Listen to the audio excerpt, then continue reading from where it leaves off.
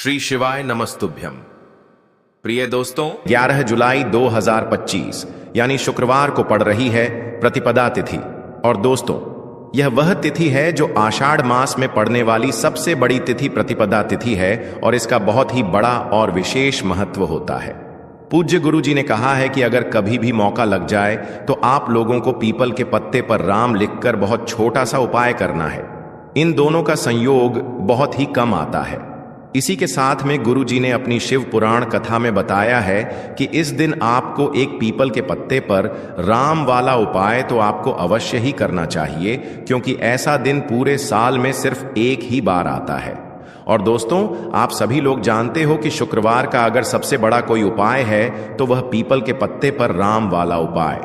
तो दोस्तों, शुक्रवार के दिन आप लोगों को इस पीपल के पत्ते पर राम लिखकर बहुत छोटा सा उपाय करना है। बहुत सारे लोग होंगे जिन लोगों ने इस उपाय को ना किया हो, मतलब पूरा साल निकल गया, उन्होंने किसी भी दिन इस पीपल के पत्ते पर राम वाला उपाय को ना किया हो। पर दोस्तों, आपके पास एक पहला मौका बचा हुआ है, जो कि 11 जुलाई 2025 शुक्रवार के दिन है।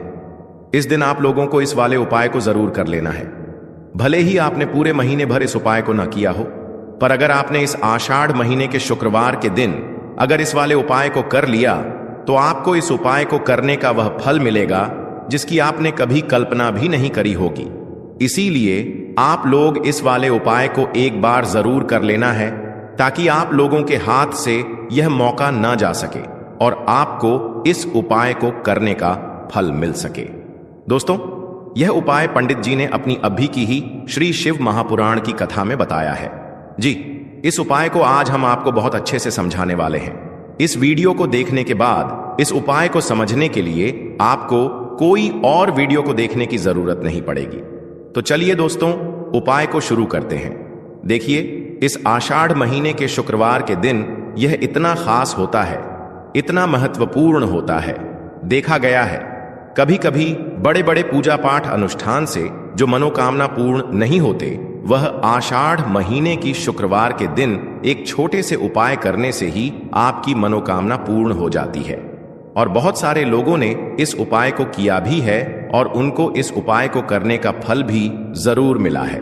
अगर आप लोग भी इस उपाय को करना चाहते हैं तो आप इस उपाय को पहले अच्छे से समझ लेना, सुन लेना, उसके बाद करना। आपको इस उपाय का फल जरूर मिलेगा और इस उपाय को कर लेने से आपके घर में चाहे किसी भी प्रकार की दुख और समस्या क्यों ना चल रही हो, आपको उसका कारण भी नहीं पता है कि भाई यह समस्या किस कारण से चल रही है। उसका कुछ भी कारण हो सकता है, जैसे पितृदोष हो सकता है या किसी भी तरह का मंगल दोष भी हो सकता है। तो इस दिन आप लोगों को यह वाला उपाय कर लेना है। यह एक ऐसा उपाय है जिस उपाय को अगर किसी विशेष दिन पर किया जाए तो भाई उस विशेष दिन का जो है वह तो हमें मिलता ही मिलता है, पर हमने उस दिन पर इस उपाय को किया है तो हमें उससे भी बड़ा फल मिलता है और फल बहुत जल्दी मिलता है, क्योंकि आप इस उपाय को बहुत ही बड़े और विशेष दिन पर कर रहे हो। तो चलिए अब उपाय के बारे में बात करते हैं, लेकिन उससे पहले आप लोगों को यह जानना आवश्यक है कि आखिर यह उपाय किस समय करना है, किसको करना है और कैसे करना है। तो चलिए हम आगे आपको वीडियो में एक एक करके बता देते हैं। लेकिन उससे पहले, अगर आप लोग हमारे चैनल पर पहली बार आए हैं या फिर मेरी आवाज आज पहली बार सुन रहे हैं, तो हमारे चैनल को सब्सक्राइब जरूर कर लेना और इस वीडियो को लाइक करके कमेंट बॉक्स में श्री शिवाय नमस्तुभयम, ओम नमः शिवाय जरूर टाइप कर देना। तो दोस्तों, इस पीपल के पत्ते पर राम वाला उपाय को हमें इस शुक्रवार के दिन कैसे करना है, किसको करना है, किस समय करना है और कहां पर करना है, ये सारे सवालों के जवाब आपको इस वीडियो में मिल जाएंगे।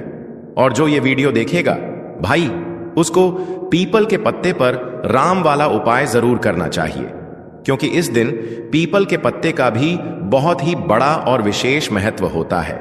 आ जाए पीपल के पत्ते पर राम वाला उपाय की तो यह सोने पर सुहागा वाली बात हो जाती है और यह एक बहुत ही बड़ा उपाय हो जाता है इस शुक्रवार का। तो अब दोस्तों, इस पीपल के पत्ते पर राम वाला उपाय को आखिर करना किसको है, सबसे पहले हम लोग वह बात जान लेते हैं। तो देखो, घर की जो बड़ी माताएं बहनें होती हैं, उन माताओं बहनों में से कोई भी एक बड़ी माता बहन इस वाले उपाय को कर सकती है। और दोस्तों, अगर आप चाहे तो अपने घर में से सभी सदस्यों को भी इस उपाय को करवा सकते हैं। अगर किसी व्यक्ति की खुद की कोई मनोकामना है, खुद की कोई दुख और परेशानी है जो कि वह अपने लिए ही करना चाहता है, इस वाले उपाय को तो वह खुद अपने लिए भी कर सकता है। बाकी अगर कोई घर में से ऐसा है जो कि अपने पूरे घर परिवार की सुख और शांति के लिए यह वाला उपाय करना चाहता है, तो भाई वह भी कर सकता है, उसमें भी कोई दिक्कत वाली बात नहीं है। कहने का मतलब यह है कि इस उपाय को हर एक सदस्य भी कर सकता है और पूरे घर परिवार के सदस्य के लिए घर की बड़ी माताओं बहनों में से कोई एक माता बहन भी कर सकती है। माताएं बहनें अगर घर में उपस्थित ना हो या वह यह वाला उपाय ना कर पा रही हो, तो फिर घर का कोई बड़ा सदस्य भी इस पीपल के पत्ते पर राम वाला उपाय को कर सकता है, चाहे फिर वह पुरुष ही क्यों ना हो, उसमें कोई भी दिक्कत वाली बात नहीं है। उसके बाद में दोस्तों जो अगला प्रश्न निकल कर आता है वह यह आता है इस उपाय को लेकर कि आखिर इस उपाय को हमें किस समय करना है, सुबह के समय करना है कि शाम के समय करना है। तो देखो, इस वाले उपाय को आप लोग सुबह के समय भी कर सकते हो और शाम के समय प्रदोष काल में भी कर सकते हो। अब अगर आप पूछो कि भाई साहब सबसे उत्तम समय कौन रहेगा इस पीपल के पत्ते पर राम वाला उपाय को करने का, तो हम आपसे बस यही कहेंगे कि इस उपाय को आप सुबह के समय करेंगे तो ज्यादा बेहतर होगा। बाकी अगर प्रदोष काल शाम के समय भी करेंगे तो भी अच्छा होगा, उसमें कोई भी दिक्कत वाली बात नहीं है। तो अब दोस्तों जो अगली सबसे बड़ी और महत्वपूर्ण बात आती है वह यह आती है कि सुबह अगर हम उपाय को करेंगे तो हमें कितने बजे से लेकर कितने बजे तक के बीच में करना है, और शाम के समय प्रदोष काल में करेंगे तो हमें कितने बजे से लेकर कितने बजे के बीच में करना है। तो देखो, सुबह जितनी जल्दी हो सके आप उपाय को करने की कोशिश करना। बाकी अगर किसी कारणवश लेट भी हो जाओ, थोड़ी देर भी हो आए, तो 10 या 11 बजे तक भी आप उपाय कर लेना, पर 12 बजे से ज्यादा देरी ना हो, ठीक है? इस बात का ध्यान रखना। उसके बाद में दोस्तों अगर शाम के समय प्रदोष काल की बात करें, प्रदोष काल का जो समय होता है वह शाम के 6 बजे से शुरू हो जाता है। मतलब शाम के 6 बजे से लेकर 7 बजे के बीच का जो समय होता है यह समय प्रदोष काल का समय होता है। तो आप इस उपाय को 7 या 8 बजे के बीच में भी कर सकते हो। मतलब शाम के 6 बजे से रात 8 बजे के बीच में आप कभी भी इस वाले उपाय को कर सकते हो, उसमें कोई भी दिक्कत वाली बात नहीं है। हमें किसी भी दिन आपको पीपल के पत्ते पर राम लिखकर बहुत छोटा सा उपाय करना है। ऐसा समझ लीजिए जितने भी आपके शत्रु हैं, जो भी आपके विरोधी हैं, दुश्मन हैं, जो आपको हर तरफ से परेशान कर रहे हैं, अब उन शत्रुओं की अकड़ निकलेगी, शत्रु का किया कराया भी तुरंत हट जाएगा।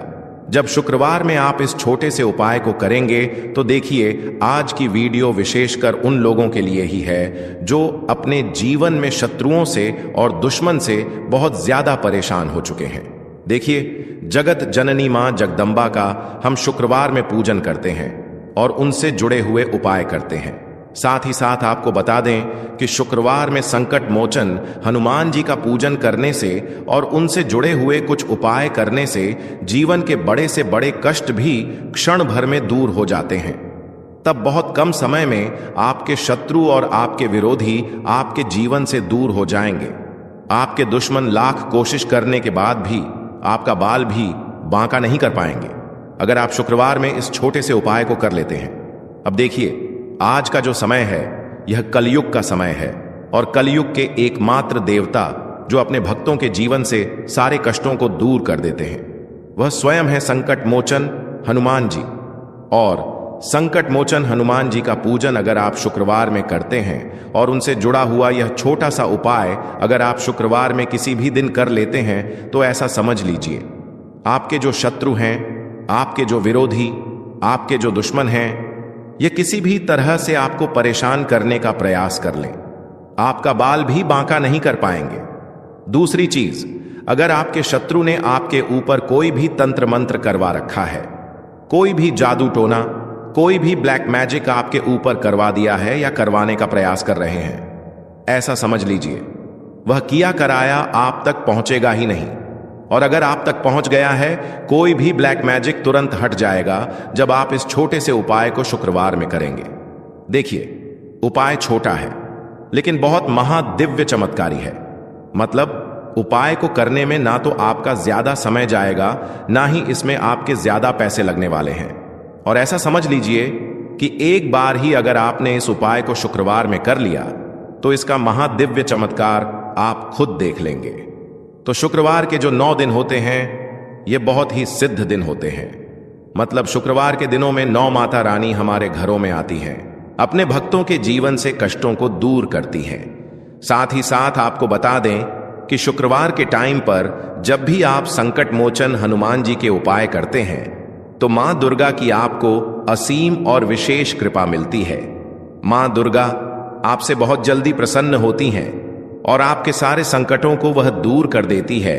तो पीपल के पत्ते में और पीपल के पेड़ में होता है। देवी देवताओं का वास पीपल के पेड़ में श्री हरि विष्णु साक्षात मां लक्ष्मी वास करती हैं। पीपल के देव में हमारे पितरों का वास होता है। पीपल का जो पेड़ होता है इसका पूजन करने से शनिदेव की कृपा, उनका आशीर्वाद मिलता है।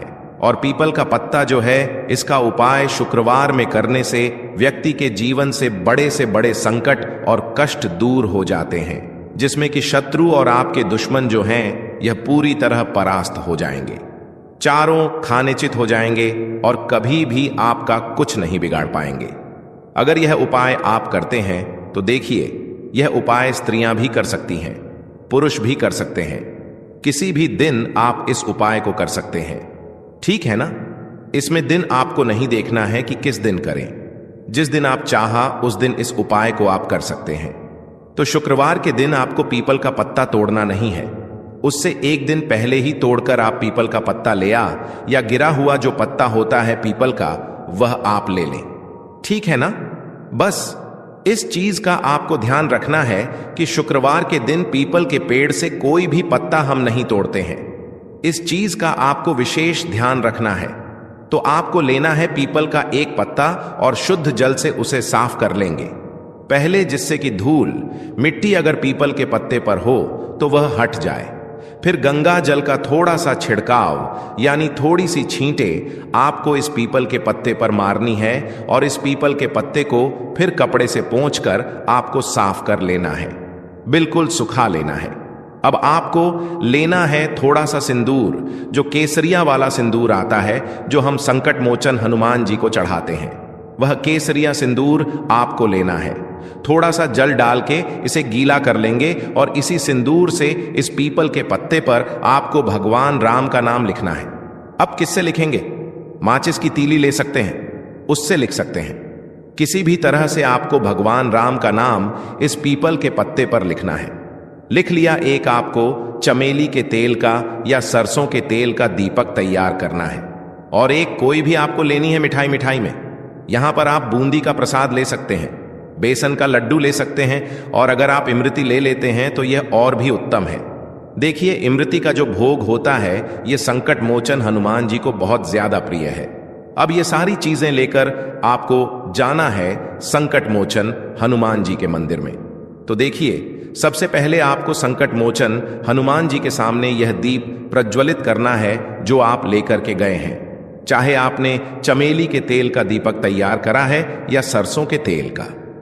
सबसे पहले दीपक आप जला देंगे और दीप जलाने के बाद आपको जो पीपल का पत्ता आप लेकर के गए थे वह पत्ता आपको संकट मोचन हनुमान जी को अर्पित करना है, वहां चढ़ाना है। और जो भी भोग में आप लेकर के गए हैं, चाहे आपने बेसन के लड्डू लिए, बूंदी का प्रसाद लिया या फिर इमरती, जो भी कुछ आपने लिया है उसका भोग लगाना है।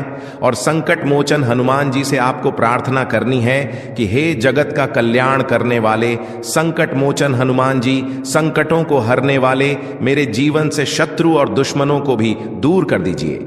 शत्रु का किया कराया तंत्र मंत्र सब कुछ हट जाए, ऐसी कृपा मुझ पर कीजिए।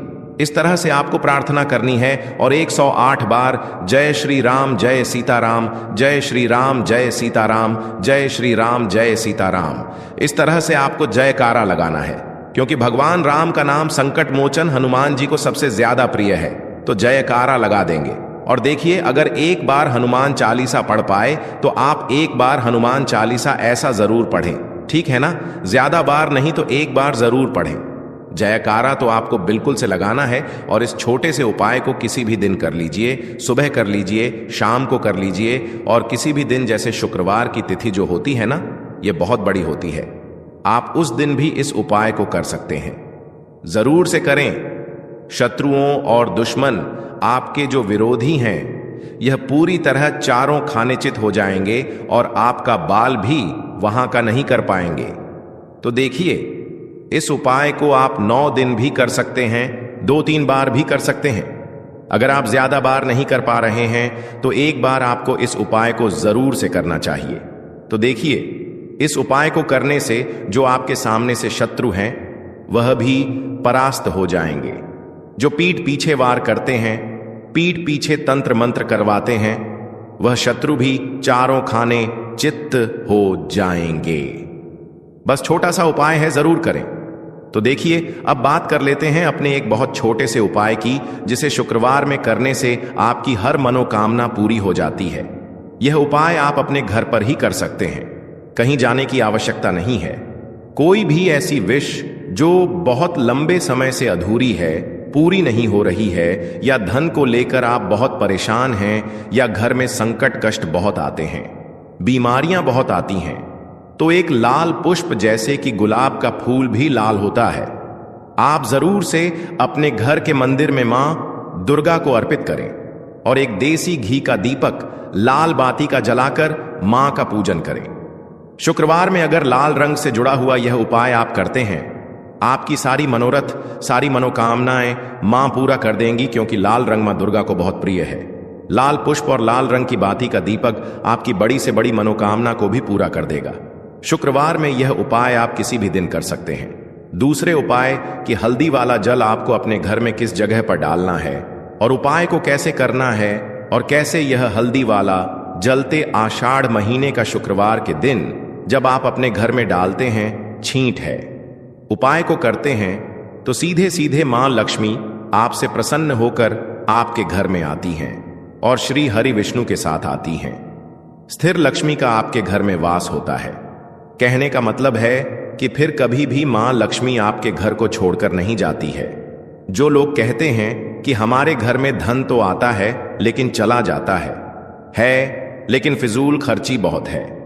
धन तो घर में आता है लेकिन तिजोरी कभी धन से भरी नहीं रहती है, खाली हो जाती है। तो 90 पर लोग ऐसे होते हैं जिनके जीवन में यह समस्या होती है कि हमारे घर में स्थिर लक्ष्मी का वास नहीं है। देखिए, हम सभी चाहते हैं ना कि मां लक्ष्मी और श्री हरि विष्णु हमेशा हमारे घर में रहे, उनका आशीर्वाद बना रहे। हम हमारे जीवन के जितने भी दुख हैं उनका सामना जो है बहुत आसानी से कर सके। देखिए, जब व्यक्ति के पास पैसा नहीं होता है ना, तो वह बहुत सारे कष्ट दुख उसके जीवन में जब आते हैं उनका सामना भी नहीं कर पाता है, और जब उसका आर्थिक पक्ष मजबूत होता है तो बहुत सारी समस्याएं उसे अपने जीवन में जो आती हैं वह छोटी लगती हैं। लेकिन अगर पैसा भी पास नहीं है तो छोटी छोटी प्रॉब्लम्स और छोटी छोटी चीजें जो हमारे जीवन में आती हैं वह भी बहुत बड़ी लगने लगती हैं। तो आपको करना क्या है? आपको यहां पर लेना है गंगा जल। तो देखिए, सबसे पहले तो आपको अपने पूरे घर में गंगा जल का छींटा लगाना है, ठीक है ना। गंगा जल आपके घर से जितनी भी नेगेटिव एनर्जी होती है उसे बाहर कर देता है, ठीक है ना। गंगा जल का छिड़काव जब आप करते हैं उसके बाद कोई पूजा पाठ करते